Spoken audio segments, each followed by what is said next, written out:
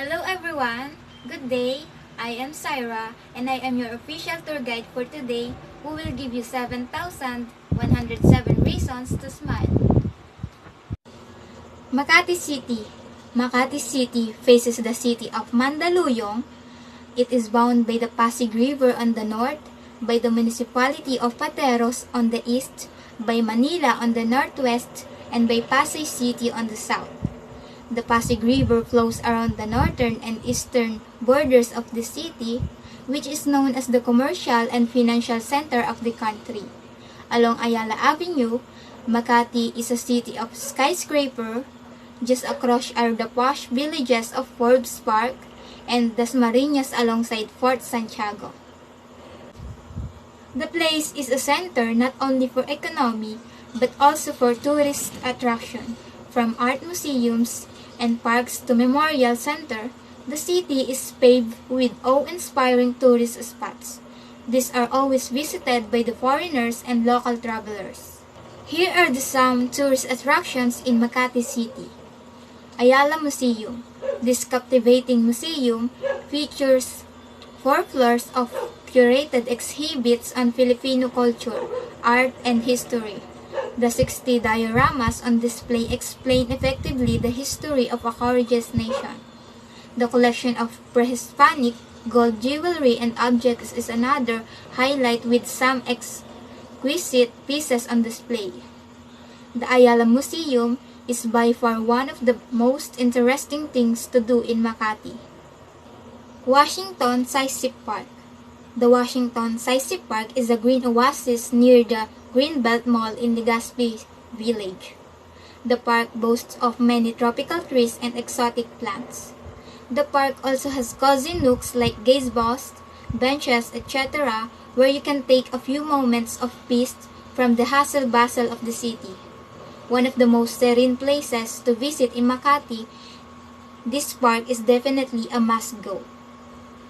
Guadalupe Church. One of Makati's star tourist attractions, this Baroque-style Roman Catholic church is as spiritually serene as it is strikingly beautiful. There is a monastery adjacent to the church. The church is a mixture of different architecture styles and a sheer delight to the eyes. They also have festivals. To name a few, Caracol Festival. This is celebrated every last Sunday of January, annually and an official festival of Makati that promotes and encourages the preservation of natural resources. Major participants who are dressed in flowers, animals, Riz, etc. are students from different public schools of the city.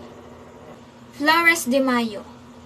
This is considered to be the biggest procession in Metro Manila, in which 120 young ladies represents 32 barangay of the municipality, establishments, local and government offices and corporations based in Makati City.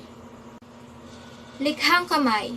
This is an event where the artworks of various artists and craftsmen are being displayed in an exhibit. In this event, many prospective buyers and investors are invited to promote the city's growing economy. And we also have here the best traditional dishes you have to try in Makati. Buchi. Buchi balls are the Filipino version of traditional Chinese jandui sweets. They are made with glutinous rice flour that is formed in small, round shapes and stuffed with a variety of sweet fillings such as sweetened mung bean, creamy lotus, red bean paste, or shredded coconut. Buchi are usually coated in sesame seeds and fried until golden. Even though they are originated as a traditional Chinese delicacy, their Filipino adaptation has become incredibly popular. With their crispy shell, chewy texture, and creamy filling, they can be enjoyed as a satisfying dessert or a quick sweet snack. Halo-halo. The refreshing halo-halo is a summer dessert or a snack of mixed fruit and beans, topped with finely crushed ice and either milk or ice cream.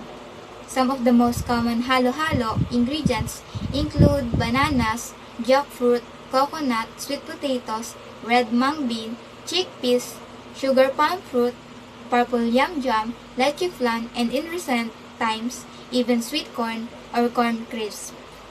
Originally, halo-halo desserts were sold by Japanese vendors in halo-halo parlors or at numerous street stalls before the occupation of the Philippines in the 1940s. In fact, this Filipino specialty is often said to have been inspired by a shaved ice cooler called anmitsu, another Japanese summer drink. Caldereta.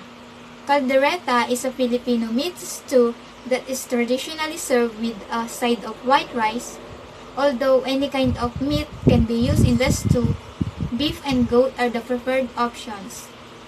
The dish is influenced by the 3 centuries of Spanish colonization, and the word caldereta is derived from the Spanish caldereta, meaning cooking pot or cauldron. Besides meat that is used in the dish, other ingredients include mashed liver, tomato sauce, and seasonings such as onions, salt, pepper, and garlic. Caldereta is often garnished with sliced tomatoes, chopped onions, or fried potatoes on top, and can be found in numerous Filipino turo-turo joints. Malabon City. Malabon City is famous for its ancestral homes that could be compared to the old Spanish colonial mansions and vegan. The city of Malabon is one of the cities that make up the metropolitan Manila. It is part of the sub-region Metro Manila called Camanava, which stands for Caloocan City, Malabon City, Navotas City, and Valenzuela City. According to legend, Malabon got its name from the word maraming labong, which means plenty of bamboo shoots. This was originally called as Tambobong and was founded by the Augustinian friars as a visita of Tondo on May 21, 1599. It remained under this administrative jurisdiction from 1627 to 1688. The place served as the literacy center during the Spanish colonization in 1896. In fact, La Independencia, a revolutionary publication, was printed here. Since the city is a fishing center for Manila, the city became known for its bagoong production. And we also have here some of the tourist spots we can find in Malabon. Asilo de Huertanos, the place where the La Independencia, the organ of the Katipunan, was printed. The place also served as orphanage for those who were affected by the plague of 1882. Malabon Zoo and Aquarium. The zoo houses various animals and vast array of tropical fishes, which is often for public tour. It allows tourists to actually touch and pet animals. Rizal Shrine. The shrine is situated in E. Rodriguez Plaza, San Agustin Community. This marker was built in honor of the Philippine national hero, Dr. Jose Rizal. And we also have here the best traditional dishes we have to try in Malabon. Sapin-sapin. The colorful sapin-sapin is a unique Filipino rice cake.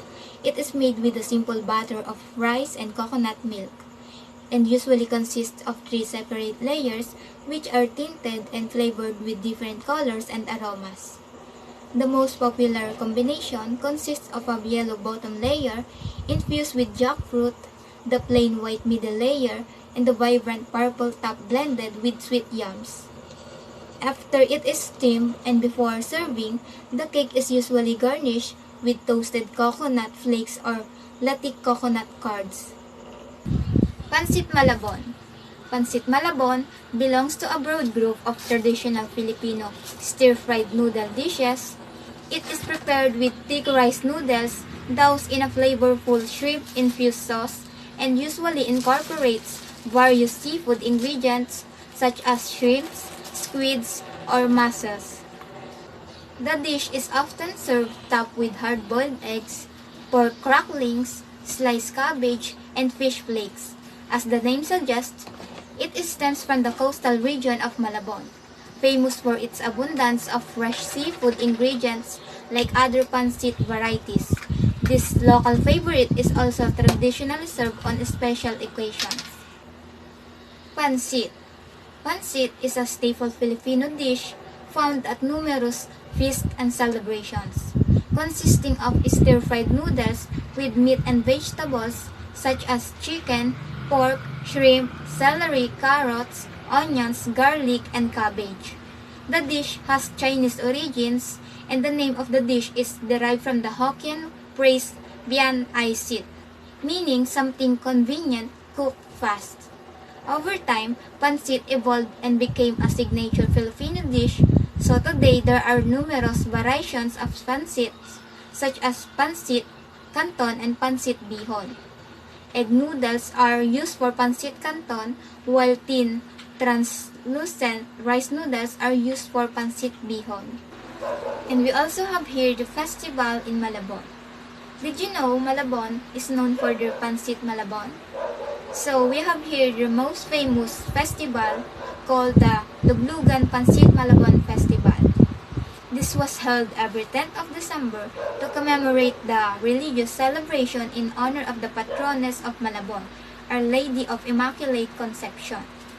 Year 2009, Luglugan Festival was recognized as the best tourism event for food category of the Association of Tourism Officers of the Philippines, in short, ATAP.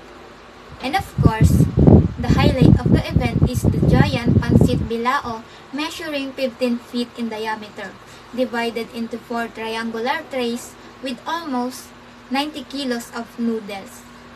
Highlight of the event, other than street dancing and marching band exhibition, is the presentation of the giant bilaos of Pancit Malabon. They provided 7,000 paper plates for distribution, but others were very ready and brought their own plastic bags and bowls. Approximately 8,000 people were fed. Pagoda Karakol. This celebration commemorates the feast of Our Lady Immaculate Conception every 8th of December, an annual celebration of the Catholic and Aglipay churches. The fluvial procession starts in Malabon to Navotas rivers, coupled with colorful street dancing. Hi tourists! I'm Christine, your tour guide for today. Our first destination is Caloocan. If you're looking for a nostalgically noisy, fast-paced, hustler-filled city in the Philippines, Caloocan is it. Located just to the north of the Petron Manila province, Caloocan bordered with the capital of Manila on the island of Luzon. And with over 1.5 million residents, Caloocan is the definition of an urban city, Caloocan City is located at the northern part of the Greater Manila area. The city is divided into two parts, an urban section and the rural section. Caloocan is known as a makasaysayang lungsod or historic city.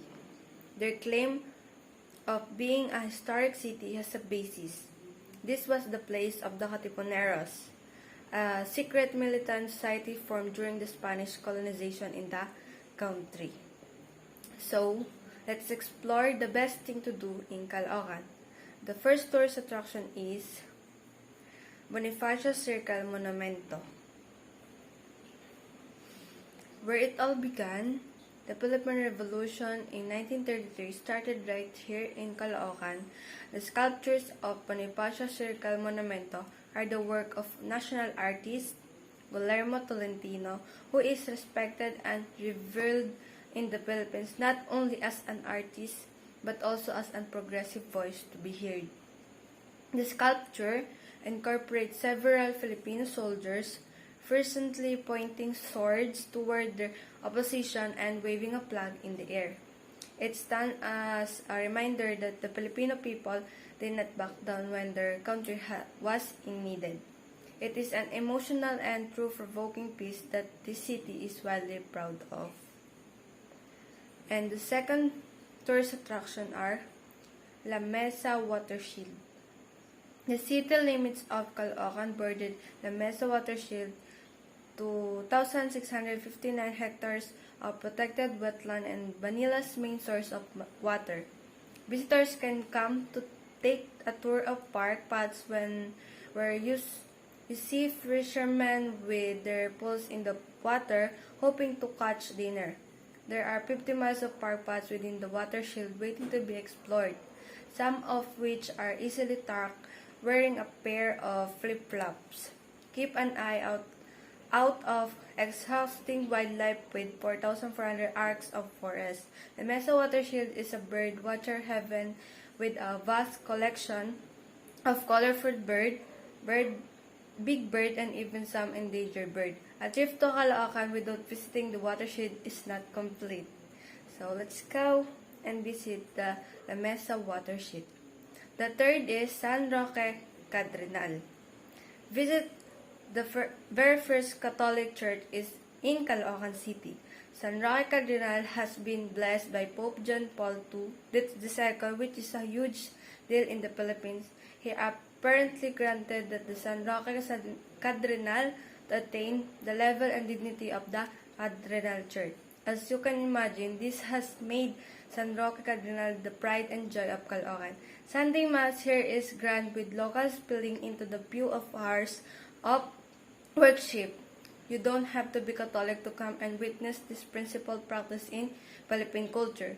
The cathedral itself is a beautiful sign to be seen with a grand ceiling and intricate statues of Jesus on the cross. A visit here will make for quiet and memorable experience. The second is food. Here are some of the best food in Caloocan that you must try. The Hideout Tea and Coffee House. This place is located in the vicinity of Caloocan City. They serve food of top quality that is also affordable price. In general, the food here is extremely delicious and staff service is also commendable. Location is 69 Caimito Road, corner Lapu-Lapu Street, South Caloocan, Caloocan City. The second is Angel's Town Cafe. This cafe is located in the southern part of Caloocan City. The place is clean and highly well maintained. The interior of this place is nice. The staff is friendly and quick to respond as well. The food is honestly delicious. To top it all, the presentation of the food is also creative. Festival. Pamaypay ng Caloocan Festival. One of the highlights of Caloocan Foundation Day, showcasing the use of the pamaypay, fun as traditional tool to the surging heat as exhibited in techno-modern folk street dancing competition. Second destination is Las Piñas. Las Piñas, officially the city of Las Piñas, is a first-class urbanized city in the National Capital Region of the Philippines. The city of Las Piñas is one of the cities that can be found in the National Capital Region. The city has many nicknames such as home of the Bamboo Organ, City of Love and Progress, Salt Center of Metro Manila, and the Lantern Capital of Metro Manila. So let's explore the best thing to do in Las Piñas. The first tourist attraction are Bamboo Organ. The city of Bamboo Organ is a Philippine national treasure, a very ancient yet fully functional musical instrument composed of 1,031 pipes, 902 of which are made of bamboo. Spanish Friar Diego Cesar spearheaded the construction of the bamboo organ, which began in 1816 and completed in 1824. The bamboo organ suffered damage during a typhoon in 1880 but was fully restored in 1972 today.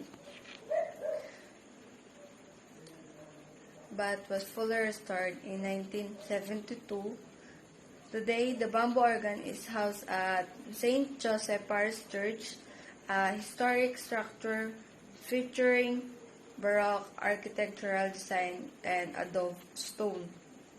Our second tourist attraction is salt beds.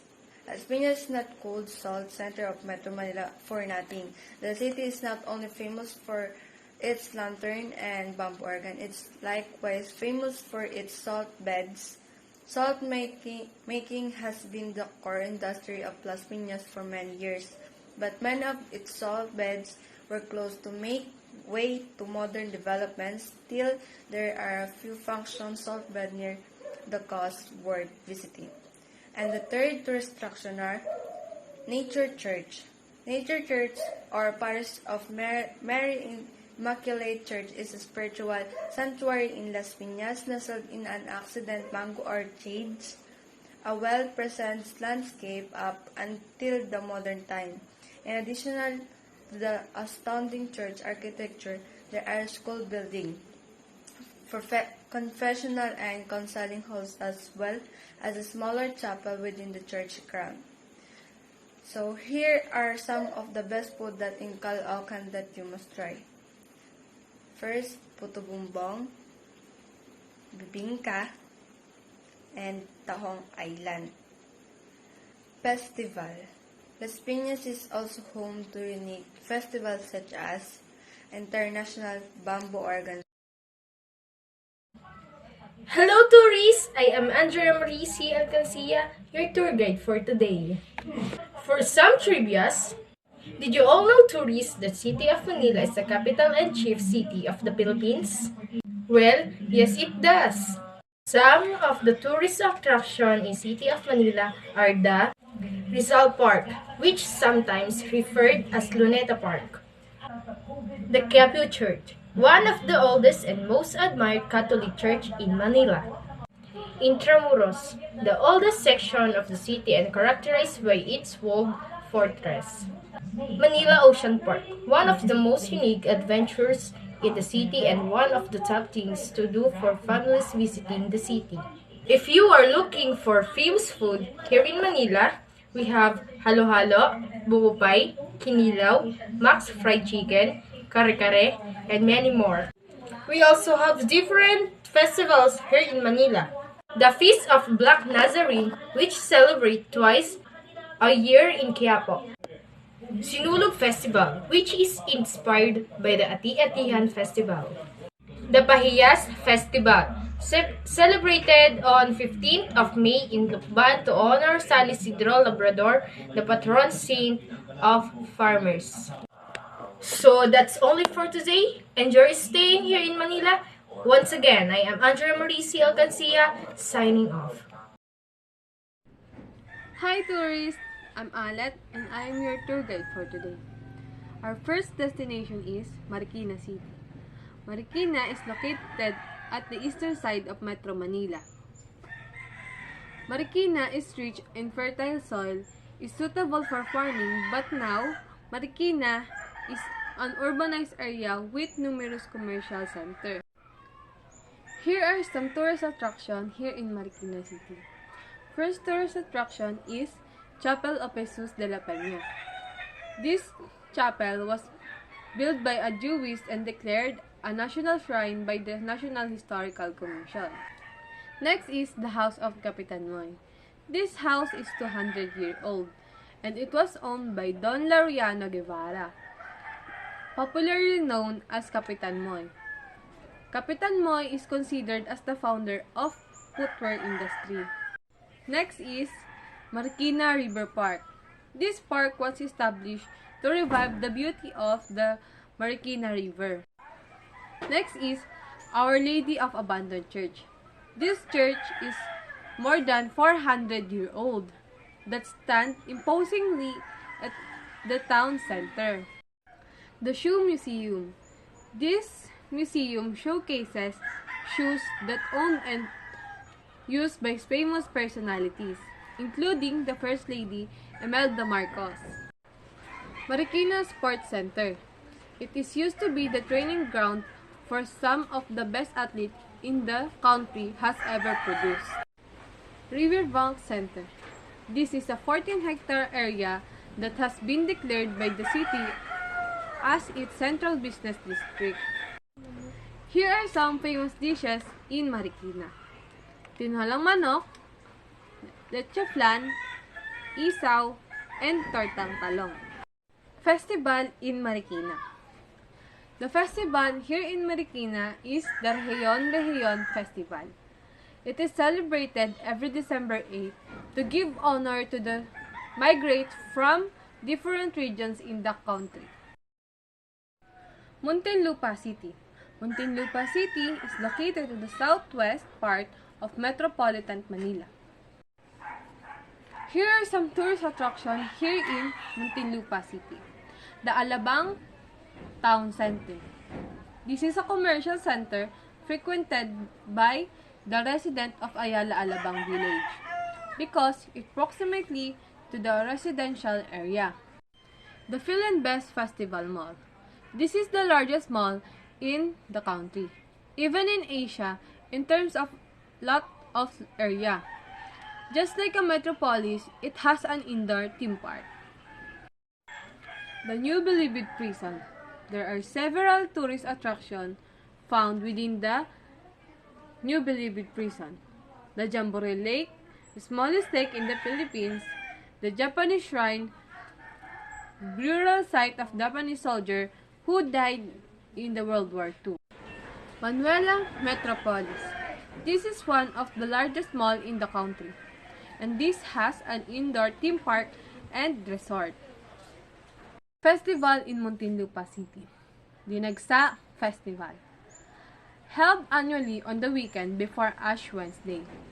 The celebration is tribute to the city patron saint, which is emerging pilgrimage destination in the metropolis. The Yamashita Shrine. This shrine stands on the burial of General Yamashita and other Japanese soldiers who died during World War II. Liwasan ng mga bayani. It is used a camp by members of the Katipunan during the Revolutionary period. Here are some famous dishes in Muntinlupa City. Atsara, pichi-pichi, turon, and puto. Navotas City. It is located at the northern west portion of Metropolitan. Navotas is an island system with an aggregate shoreline of approximately 4.5 kilometers fronting the Manila Bay. And Navotas is also known as the fishing capital of the Philippines. Here are the tourist attractions in Navotas. The Navotas Fish Port. The fish is sold into a modern market complex known as the Navotas Fishery Port. Famous dishes in Navotas. Bagoong, fried bangus, fried galunggong, and patis. Festival in Navotas City. Pangisdaan Festival. It is held January 16 every year to celebrate the founding of Navotas City, sometimes referred to as the fishing capital of the Philippines. Good day, tourists. I'm Edsel Jan, your tour guide for today. And now, we're going to explore the amazing nightlife, adventures, and shopping of Pasay City. Welcome to Pasay, Metro Manila, also known as the Travel City.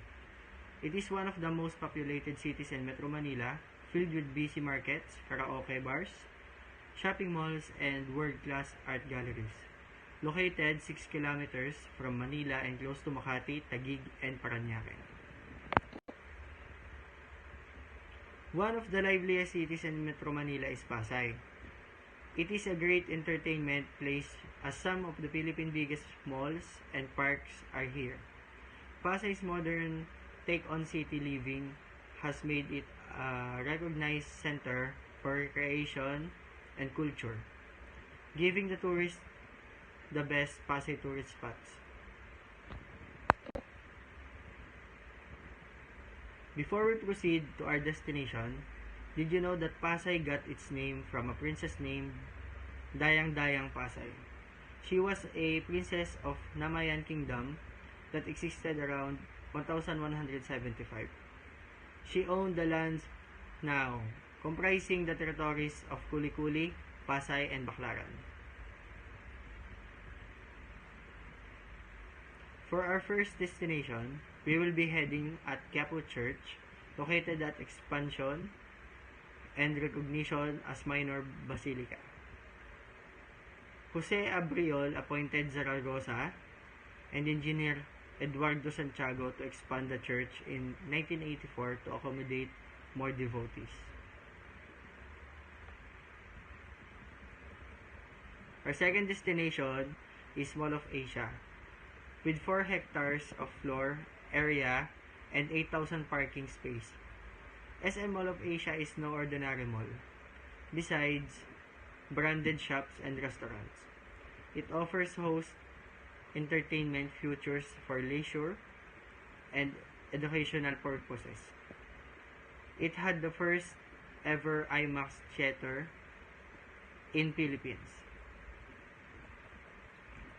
And for our last destination, we will be heading at Blue Bay Walk. Blue Bay Walk is a 1.3 hectares open park with promenades, green trees, and beautiful landscapes. The park are a series of low modern structures and restaurants. Famous food in Pasay is the authentic Chinese cuisine, and it is located at Villamor Air Base, Pasay City. Famous festival in Pasay is the Pasinaya Festival.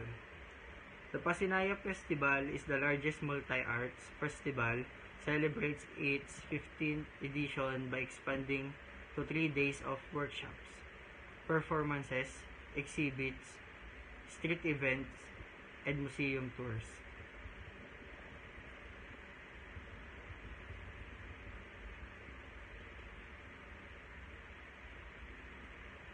The second is the Feast of the Black Nazarene. The Feast of the Black Nazarene, also known as Pista ng Itim na Nazareno, after the mass procession associated with the feast, is a religious festival held in Manila, Philippines, that is centered around the Black Nazarene, an image of Jesus Christ, and it is celebrated annually on January 9. And that would be all. Aim high, Pasay. Good day, tourists! I'm Micah Gale, your tour guide for today, and now we're going to explore the fashion capital of Metro Manila. Welcome to Parañaque City, a home of warm, friendly, hospitable, and devoted Filipinos. It is also served as the second home of various foreign nationals who came to love and like the city and its people.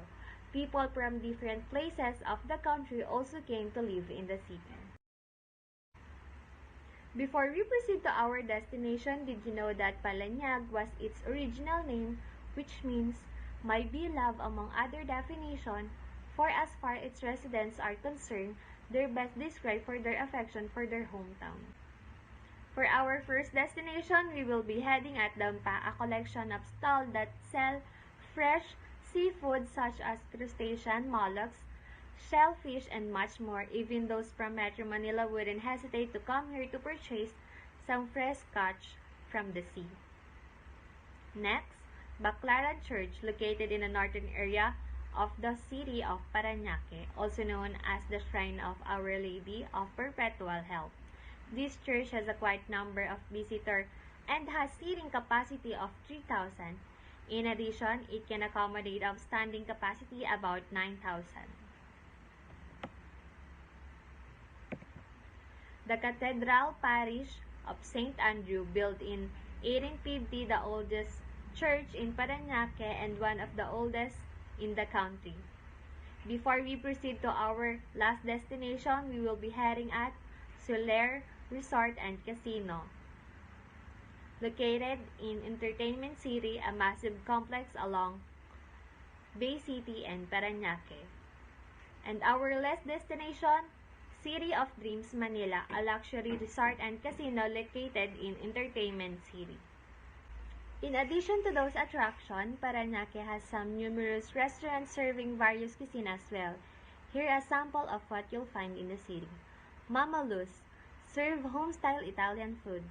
Bonati, serve traditional Japanese dishes, and they are best known for their gyoza and sushi. The Burgery, offer various burgers named after bad boys in pop culture. Parañaque is known for its many festivals. Here's a look at some of them. Sinacolo, a reenactment of Passion of Christ which is held every Holy Week. Flores de Mayo, a festival that commemorates the discovery of the cross by Queen Elena.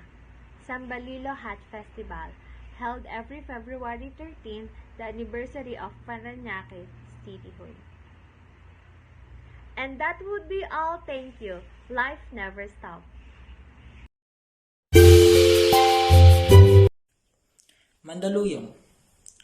Officially, the city of the Mandaluyong is a first-class highly urbanized city of the National Capital Region of the Philippines.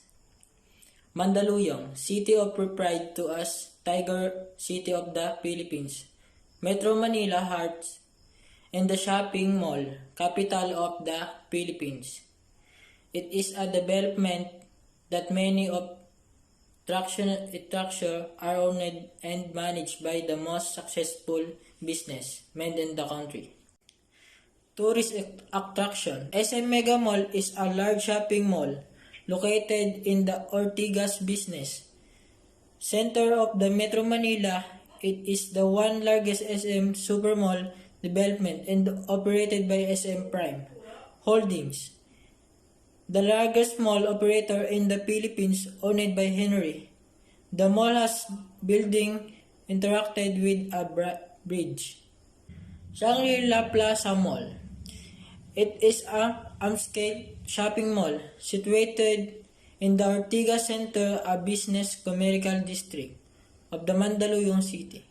It is surrounded by 4 streets in the commercial area, namely Internal Avenue, Steve Francis Avenue, Shaw Boulevard, and the Mayor Highway EDSA, affectionately called the Shang-Dis 7-story structure. It also accessibly to the Shaw Boulevard MRT station. The 5th floor meets connect in the Manila Metro Rail Transit System.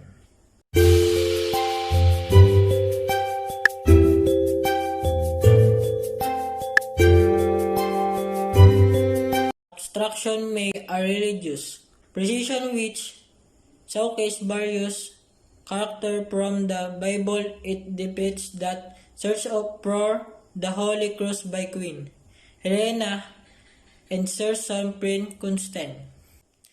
The Bardo Festival features Stretching, which is the tribute the good learning and women of Mandaluyong eccentric activities side hosts are the help by banks of the famed and the legendary Pasig River. Pasig, located along the eastern border of Metro Manila with Rizal Province, the city shares its name with the Pasig River. A formerly rural settlement, Pasig is primarily residential and industrial, but has been becoming increasingly commercial in recent years, particularly after the construction of the Ortigas Center business district in its west. The city is home to the Roman Catholic Diocese of Pasig based in Pasig Cathedral, a landmark built around the same time as a town's foundation in 1573. Pasig Church. Pasig Cathedral, canonically recognized as the Immaculate Conception Cathedral Parish, is the Catholic church located in Plaza Rizal, Barangay Malinaw, Pasig in Metro Manila, Philippines. It is the mother church and the episcopal seat of the Diocese of Pasig and one of the oldest structures in the city. Condominium. Here's some good news for you. Pasig City is also home to a lot of major condominium in the country. Among these establishments include the MCY, Homes Allegra Garden Place, Blair Lane Residence, and Bloomer Residence. You can enjoy a good life here by living in Pasig and have easy access to everything you want and need. Famous food in Pasig, Osaka pancake and nilagang pata. Bambino Festival. This festival is celebrated in honor of the Santo Niño, whose innocence, purity of spirit, and love have had a profound influence on the life of Pasigueños. An exhibit featuring the various images of the blessed child is mounted, culminating in a procession participated in by the different parishes and schools in the city. Pateros. Pateros is the only municipality and the smallest both in population in land area in Metro Manila, but in the second most densely populated at around 29,000 people per square kilometer after Manila. Pateros Church, also known as the San Roque Parish Church, in a Roman Catholic church under the order of the Augustinians, located in the municipality of Pateros, Metro Manila, Philippines. Municipality of Pateros. The municipality of Pateros is located in the southeast of Metro Manila. It was originally considered a barrio of Pasig during the Spaniard colonization in the Philippines. Pateros as a fort, it was the center of trade and industry in the southeast, especially near Pasig, Taguig, and Makati. Famous food in Pateros, lakat and balut. Famous festival in Pateros. Pateros Festival, student of the P. Manalo Elementary School performed the Panandangguhan cultural dance during the 31 Balut sa Puti Festival 2019 at the Plaza de Borja in Pateros, Metro Manila on Saturday, March 30, 2019. The festival promotes the town of Pateros, which is famous for its balut making industry. Festa of Saint Marta. Pateros commemorates its Festa of Santa Marta every February. It's nice to see this celebration in their colorful costumes during the parade. Local government and religious group have joined hand in hand for the preparation of the community's festivity. Quezon City is located on the Guadalupe Plateau, just northeast of Manila, in the Philippines. Quezon Memorial Circle in the city center is dominated by an Art Deco-style memorial to former President Manuel L. Quezon. Let's explore the best thing to do in Quezon tourist attractions. Ninoy Aquino Park and Wild Center. While the city of Star is a bustling area, there also a place that was nothing but nature. Ninoy Aquino Park and Wildlife Center is one of the most famous places in the Quezon.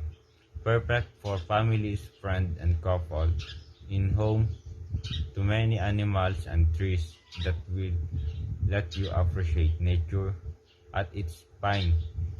If you're tired of the skyscraper, this park is absolutely perfect for you. Quezon Memorial Circle is a national park and one of the historical places in Quezon City, considered as one of the last long of Quezon City, Manila. Its main attraction is the 27-hectare park where people can promenade the Quezon Memorial Monument, some museum and the mausoleum where the remains of former Philippine President Manuel L. Quezon and his wife Aurora Quezon lie. Art in Island. Want an awesome and unique experience? Visit Art in Island located in the hipster neighborhood of Cubao, Expo. This Quezon City tourist destination features 3D paintings, encouraging guests to take photos of themselves. The art piece in this museum make you look like you belong in the art when your photo is taken. Here are some of the best food that in Quezon that you must try. Pancit Habhab. Pancit Habhab is made with the local Lukban Miki noodles, which is a dry flour. It somehow resembles that of Pancit Canton, but this one has a softer bite to it to make the dish more flavorful. Pancit Habhab is garnished with carrots, sayote, pechay, and the pork. It's usually drizzled with vinegar to get that tangy flavor. Budin. A visit to the province wouldn't be complete without trying their own native delicacies famous in most regions in the Philippines. In Quezon, they take pride in their budin, which is commonly known as cassava cake. Budin is made with fresh cassava, cheese, coconut milk, and egg, and sugar. It's the perfect panghimagas to pair with coffee at the end of sumptuous meal. This cassava cake is usually sliced triangularly like a pizza. Make it easy to eat as a snack even when on the go. If you're a fan of sweet filling snack, you you've got to try one. Puto bao. At first glance, you'd think that puto bao is made with ube, but in reality, it's actually a rice cake. This delicacy is made with glutinous rice and makapuno fillings, giving a pleasant sweet surprise on the first bit. A purple food coloring adds a splash of color to the yummy native delicacies, which is enhanced by the fragrant smell it gives fresh of the steamer. Festival. Pahiyas Festival of Municipality of Lukban. This festival is celebrated annually every 15th of May as Thanksgiving or pasasalamat for bountiful harvest and in honor of San Isidro Labrador, patron saint of farmers. Pahiyas is from the word of payas used widely in the Tagalog region, which means to decorate. Aranyat Baluarte Festival. The municipality of Gumaca celebrate the Araña at Baluarte Festival, held annually every 15th of May. Baluartes of fortresses in Spanish are built on the Strait of Bumaca using bamboo setup in an ARC where people can pass through fruit and vegetable arranged like arañas or chandeliers in Spanish are hung from the baluarte. San Juan, officially the city of San Juan, is a first-class highly urbanized city in the National Capital Region of the Philippines. According to the 2020 census, it has a population of 126,347 people. The San Juan Cathedral, begun in 1540, is known for being one of the oldest cathedrals in the Americas and one of the oldest buildings in San Juan. The interior, with its black and white checkered tile floor and yellow decor, is surprisingly ornate and cheery. The Museo de las Americas in Old San Juan explore the history of Puerto Rico, with a focus on the art, the ethics group, and the colonization of the country. Permanent exhibit offer a solid overview of the country's history, but temporary exhibit round out the experience with interesting themes that include anything from contemporary arts to traditional practice. This museum is a good place to start before embarking to a tour of the country's cultural and historic site. The Condado District lies on a piece of the land between the Atlantic Ocean and Laguna Condado.